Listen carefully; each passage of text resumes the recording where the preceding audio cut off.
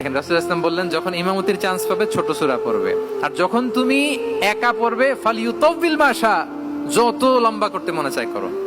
রুকু করো লম্বা, সিজদা করো লম্বা, কেরাত করো লম্বা।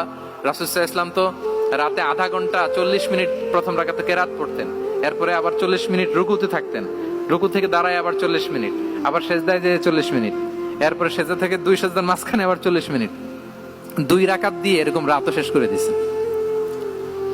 তো আপনার লম্বা যদি পড়তে মনে চায়, আপনি তো আপনার ব্যক্তিগত নফল সালাতে এইভাবে লম্বা করবেন। কিন্তু আমাদের হয়ে গেছে উল্টা, একাকী নামাজ কোন রকম রুকু সিজদা এরকম হয়ে গেছে না অনেকটা। কিন্তু ইমামতির সুযোগ পাইলে মাশাআল্লাহ, আল্লাহু আকবার, এইবার শুরু হয়েছে শাইখ সুদাইসির কণ্ঠে এই লম্বা করে। এখন পেছনে মুসল্লিদের কি দশা, ওইটা আর আমরা খেয়াল করি না। না, আমাদেরকে অন্যের প্রতি সহানুভূতিশীল হতে শিখিয়েছে ইসলাম, কনসিডারেট হতে শিখিয়েছে, সুবিবেচক হতে শিখিয়েছে, যেটা রাসূলুল্লাহ সাল্লাল্লাহু আলাইহি ওয়াসাল্লাম করেছেন। এবং রাসূলুল্লাহ সাল্লাল্লাহু আলাইহি ওয়াসাল্লাম কোনো কাজে কাউকে পাঠালে ওনার বিখ্যাত সে বাণীটা বলে দিতেন যে ইয়াসসিরু ওয়ালা তুআসসিরু বাশশিরু ওয়ালা তুনাফিরু, সহজ করে উপস্থাপন করো, কঠিন করো না। সুসংবাদ দিও, মানুষকে দিন থেকে ভাগিও না।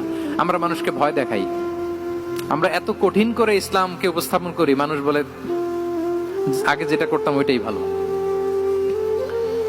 তো আমরা যেন দিনকে কঠিন না করি, আমাদের কোনো অ্যাটিটিউডের কারণে যেন মানুষ ইসলাম থেকে ভেগে না যায়।